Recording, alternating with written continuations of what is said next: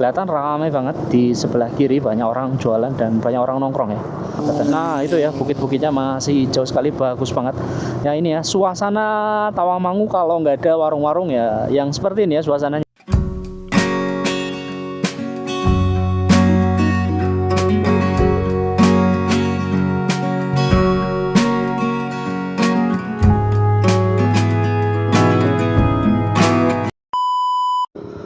Halo sahabat semuanya, Assalamualaikum warahmatullahi wabarakatuh. Salam sejahtera bagi kita semuanya. Back to my channel.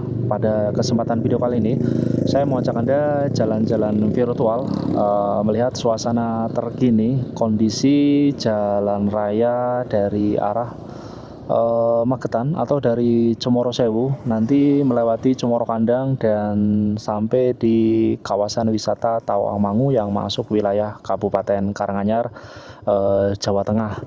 Nah, seperti apa kondisi terkini kawasan wisata dari perbatasan Jawa Tengah Jawa Timur menuju ke bawah ya, menuju ke arah Tawangmangu. Ini posisi saya lagi ada di Cemoro Sewu. Cemoro Sewu itu masuk wilayahnya Magetan ya. Jadi ada dua, Cemoro Sewu, Cemoro Kandang. Jangan sampai terbalik. Cemoro Sewu itu yang Jawa Timur, sementara yang Cemoro Kandang itu Kabupaten Karanganyar di Jawa Tengah. Sebenarnya masih satu kawasan, cuman apa ya, ya biasa ya lah, egoisme daerah ya. Jawa Tengah punya Cemoro Kandang, Jawa Timur nggak mau kalah ya, bikin Cemoro Sewu. Sama-sama, dua-duanya itu sama-sama titik pendakian ya, dari bawah ke arah puncak Gunung Lawu. Kelihatan ramai banget di sebelah kiri, banyak orang jualan dan banyak orang nongkrong ya. Di bawah ini sebenarnya jurang dalam, makanya pemandangannya bagus, cocok buat nongkrong. Nah, setelah lewatin jembatan ini ada Gapura Jawa Tengah. Nah, artinya kita sudah masuk wilayah Provinsi Jawa Tengah, tepatnya di Kabupaten Karanganyar. Nah, ini yang Tawangmangu ya, sisi Tawangmangu ini, Cemoro Kandang. Cemoro Kandang ini sebenarnya tingginya 1850-an meter ya mdpl. Kalau ke Puncak Lawu itu tingginya 3000 mdpl sekitar itu. Jadi kalau dari sini, dari titik pendakian Cemoro Kandang atau Cemoro Sewu ya 1000 meteran ya sampai ke atas. Di sini lebih ramai kalau saya perhatikan, sisi Tawangmangu atau yang masuk wilayah Jawa Tengah, lereng Gunung Lawunya itu lebih hidup, lebih padat dibandingkan dengan yang Cemoro Sewu ke bawah itu sepi banget. Banyak orang jualan stroberi, tapi ini ya harganya sebenarnya murah ya. Cuma saya sarankan kalau Anda mau beli stroberi, jangan beli yang hindari, bukan nggak boleh beli ya, jangan hindari yang kemasan ya, karena kemasan itu biasanya ya namanya jualan ya, kadang ada orang yang nggak jujur, yang busuk-busuk atau yang udah rusak itu ditumpuk di bawah atau dibalik ke bawah gitu ya, jadi nggak kelihatan kalau dari luar. Jadi saya sarankan kalau Anda mau beli stroberi ya mending beli yang ini ya, yang masih di luar ya, milih sendiri. Harganya murah sebenarnya, 10 ribuan satu mika gitu. Sampai 30.000 ya, nggak mahal sebenarnya. Cuma ya tadi banyak, kadang ada, kita sering dapat jackpot barang rusak ya. Dingin banget ya. Ini sebenarnya masih jam 2:30, tapi suasananya seperti jam 5 sore karena gelap ya. Gelap sini ya, agak banyak kabut. Nah, ini Cemoro Kandang 1800 mdpl. Kalau di atas tadi yang di perbatasan itu, tugu perbatasan itu 1850-an meter. Ada banyak restoran. Nah, kelihatan ya hidup banget kalau di Cemoro Kandang ini dibandingkan di Cemoro Sewu tadi. Di sini lebih ramai. Saya nggak tahu kenapa ya penyebabnya ya, padahal sebenarnya masih satu kawasan. Kenapa Jawa Tengah lebih ramai dibandingkan dengan sisi lereng Gunung Lawu yang bagian Jawa Timur. Nih, banyak banget warung-warung. Saya tadi sempat makan ya. Nah, ini jalur lama kalau kita lewat ke kiri. Kita lewat lurus. Sebenarnya nanti ketemunya sama ya. Nanti ada jalur lama juga yang sebelah sana lebih panjang. Kalau ini cuma pendek. Nah, di sini sana itu pendek ya. Jalur lamanya itu nggak panjang. Nah, kita berhenti dulu.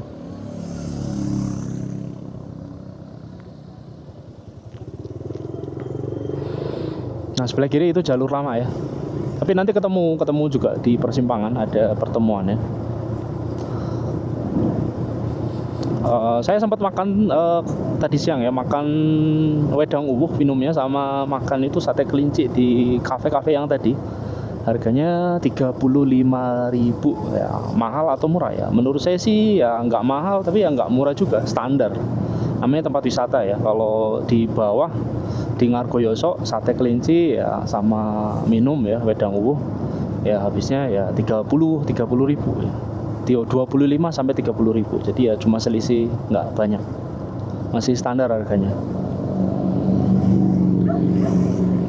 Kiri kanan banyak wisata baru sebenarnya, yang terutama yang sebelah kanan yang area milik perhutani. Perhutani ini yang punya lahan, tapi banyakan wisatanya itu bukan dikelola langsung oleh perhutani. Banyakan dikelola oleh pihak ketiga atau swasta. Nah, jadi perhutani itu ya ongkang kakek ya, diam-diam aja dapat duit. Ya seperti itu ya BUMN ya. Nah, banyak orang jualan. Di sebelah kiri banyak orang jualan stroberi. Nah, mulai 5.000 ya. Seperti apa ya? 5.000 dapat berapa biji ya? Saya nggak tahu. Cuma memang ya kalau dibandingkan dengan lereng Lawu yang di Sarangan atau yang Jawa Timur itu menurut saya malah lebih bagus ya, karena dia lebih asri, nggak banyak restoran-restoran kafe yang warung-warung ya yang berada di kiri kanan jalan. Kalau di Tawangmangu ini padat. Dari sini padat banget, nanti sampai ke yang daerah Tawangmangu yang di bawah pasar Tawangmangu itu yang dekat Grojogan Sewu. Wah, itu lebih padat lagi. Villa-villa, hotel ya full. Sementara yang Jawa Timur lebih sepi, lebih asri. Saya malah lebih suka ya seperti itu. Bukan nggak boleh jualan ya, bukan ya, tapi dirapikan ya, lebih rapi gitu sama pemerintah ya. Harusnya pemerintah merapikan ya. Jadi area-area mana yang boleh untuk jualan, area-area mana yang sebaiknya tidak untuk berjualan. Ada wisata Embun Lawu, dulu viral kalau nggak salah ini ya. Cuma sekarang rame atau enggak sekarang ya, saya kurang tahu. Ini sebenarnya dingin banget. Nah itu jalur lama, itu ke namanya, kalau ke kanan ya itu jalur lama, nanti lewatnya Gondosuli kalau nggak salah. Jalurnya ekstrim banget. Nah ini Gondosuli ya. Nah kita belok kiri. Jadi jalur lama itu tadi simpangan yang tadi sama yang sebelah sini. Nah kita lewat jalur baru aja. Kalau mau nonton penasaran dengan kondisi jalur lama Tawangmangu sampai ke Sarangan, ada di video saya sebelumnya ya. Silakan kalau mau nonton.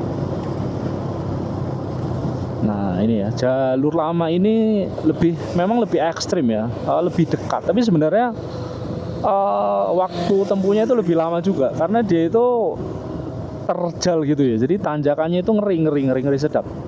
Beda dengan jalur baru yang jalanannya lebih halus ya, lebih lebar juga, dan konturnya itu lebih landai. Kenapa demikian? Karena dia itu meliuk-liuk, sengaja jadi oleh pemerintah ya, kontraktornya itu dibuat meliuk-liuk supaya mengurangi ini ya, kecuraman ya, supaya lebih landai dibandingkan dengan jalur lama. Kalau jalur lama itu udah ada dari zaman Belanda. Dulu zaman Belanda itu banyak orang Belanda yang di Solo itu ke Magetan ya, punya bisnis atau berlibur ke Sarangan ya. Jadi orang Belanda itu dulu sering suka banget wisata ke Sarangan, Telaga Sarangan di Magetan. Nah itu ya, bukit-bukitnya masih hijau sekali, bagus banget. Ya ini ya, suasana Tawangmangu kalau nggak ada warung-warung ya, yang seperti ini ya suasananya ya. Jadi kalau bisa ya, bukan nggak boleh jualan ya, tetap boleh jualan, tapi sebaiknya ditentukan titik-titik mana yang boleh dan yang nggak boleh ya. Jangan semuanya kiri kanan semuanya ditutup.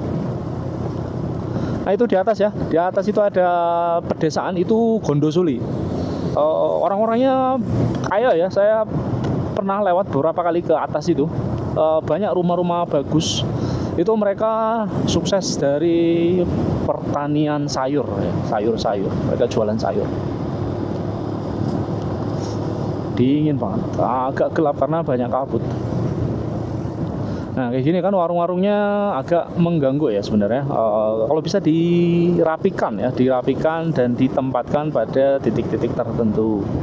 Nah ini ya kelihatan Jalur lama itu dibangun dari zaman Belanda, kemudian tahun 2008 atau 2009 saya lupa, itu pemerintah baru mulai membangun jalur baru. Jalur baru itu sempat molor, harusnya selesai tahun 2012, tapi kemudian baru selesai tahun 2014 ya, berarti zaman SBY. Jalur baru itu bukan berarti jalurnya itu dari nol ya. Sebenarnya ada beberapa titik saja jalur lama yang ditutup, tapi kemudian bukan ditutup ya, tapi nggak digunakan lagi. Kemudian dibuat jalan baru di beberapa titik yang dianggap sangat curam kondisinya saat itu. Jalanannya memang ekstrim banget ya, yang jalan lama, wah ngeri ya, pokoknya ngeri-ngeri sedap. Ini jalur lama atau ini? Nah ini ya, bagus banget pemandangannya.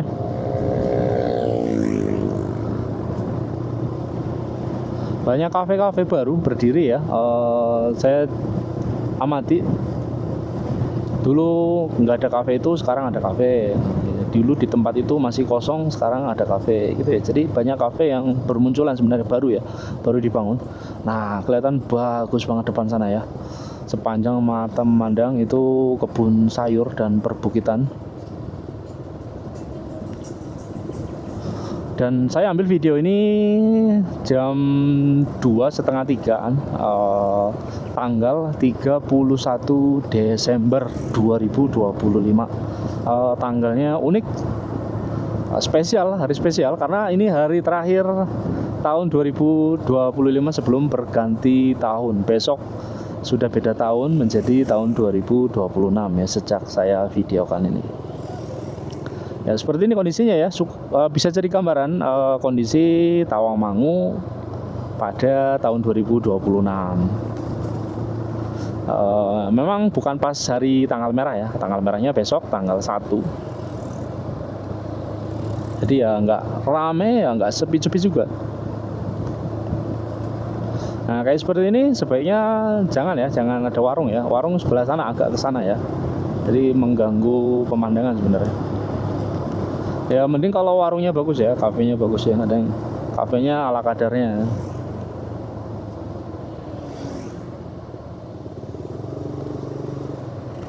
Ada banyak jualan kerupuk juga.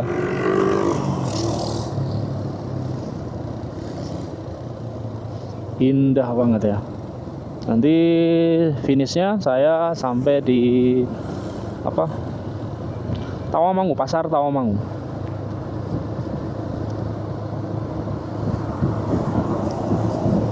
Di dekat Grojogan Sewu. Grojogan Sewu ini sekarang sepi banget ya. Saya kurang tahu penyebabnya kenapa Grojogan Sewu sekarang sepi banget. Apa karena tiketnya mahal? Nah ini ada wisata baru, Bukit Mitis. Bukit Mitis itu sebenarnya camping ground juga, tapi dia menyediakan semacam pendakian, tapi pendakian yang ringan gitu. Jadi kalau di sini itu ada pendakian yang ringan. Itu kalau nggak salah yang pertama itu yang awal-awal, yang masih ramai juga sampai sekarang itu Bukit Mongkrang. Jadi cocok buat pendaki yang pemula yang nggak mau capek-capek ke puncak Gunung Lawu, karena Gunung Lawu tinggi banget 3000 meter mdpl.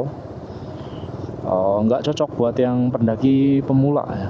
Makanya di sini ada sekarang Bukit Mitis dan Bukit Mongkrang, cocok buat yang bawa anak-anak juga, anak SD itu bisa mendaki ya. Di situ puncaknya sekitar 1,5 jam atau sejaman dari bawah. Oke, kembali lagi soal Grojogan Sewu. Grojogan Sewu itu tiketnya sekarang 30.000, hampir 30.000. Tepatnya 29.500 ya. Sengaja dibikin kurang 500. Ya marketing ya, cuma tetap aja mahal ya hitungannya. 30.000 kalau satu orang ya mungkin murah. Tapi kalau wisata keluarga, namanya wisata keluarga kan bawa anak, bawa istri gitu. Anak 2, istri 1 kan berarti 4 orang. 4 orang masuknya aja udah habis 120.000. Jadi ya lumayan mahal sebenarnya. Jumok 25.000 atau berapa saya lupa ya. 20.000 atau 25.000. sama-sama wisata air terjun. Ini ya, ya ini ya banyak dibangun baru ya. Ini kan kelihatan baru, bangunan baru ini. Sama depan itu mewah banget, itu bangunan baru. Nah ini ya kayak gini. Sebaiknya dikontrol ya, jangan terlalu banyak. Karena kalau terlalu banyak kafe ya, terlalu banyak bangunan, itu malah nanti ya pasti ada dampak negatif ya. Seperti kalau di Jogja itu di Kaliurang udah padat ya, orang malah nggak suka ya, wisatawan malah nggak bosen ya sama Bali. Terlalu padat itu malah nggak bagus, terlalu crowded itu nggak bagus ya. Selain ada dampak ekologis pastinya ya, ekologis, daerah resapannya jadi berkurang resapan airnya, sehingga bisa mengancam potensi longsor dan banjir di hilir ya, di bawah sana. Karena ini kan hulu ya, daerah hulu. Kalau wisatawan terlalu ekspansif ya nggak bagus. Grojogan Sewu ini sepi karena ya satu tiket ya, mungkin tiket juga. Yang kedua karena ya di Tawamangu itu sekarang banyak wisata-wisata baru. Nah ini ya, kelihatan ini Bukit Pandang, restoran Bukit Pandang ya. Jadi bisa ngelihat ke bawah. Itu depan sana juga ada villa-villa atau hotel ya, saya nggak tahu itu apa, yang bangunannya mirip Santorini. Dulu saya ingat ya, tahun 2018 ya, berapa tahun yang lalu, sini masih sepi banget, bangunannya masih sepi. Nah, sekarang ramai banget di mana-mana. Grojogan Sewu ya sekarang banyak saingan, banyak pesaing wisata baru. Beda sama Telaga Sarangan ya. Nah itu ada hotel mewah atau villa, hotel, kemungkinan hotel ya. Beda sama Telaga Sarangan. Telaga Sarangan itu masih ini ya, masih oke lah ya, masih ramai sampai sekarang, meskipun sering diterpa berita-berita negatif. Ya misalnya apa? Misalnya ya ini ya, ketok harganya. Orang makan ternyata harganya 50.000. Satu porsi makan kan mahal ya, 50.000. Nah ini lurus ya. Nah sebelah kanan itu jalur lama, itu menuju ke desa Gondosuli yang atas tadi, ekstrim banget jalannya. Nah itu ya, menuju ke Gondosuli jalur lama, jalanannya ekstrim. Saya nggak sarankan buat Anda yang mobilnya atau kendaraan motor roda 2, motornya itu nggak terlalu bagus ya. Ini saya pakai motor Vega aja agak ngos-ngosan ya, Yamaha Vega. Di depan sana masih agak jauh, itu apa ya, pasar ini ya, pasar Tawamangu.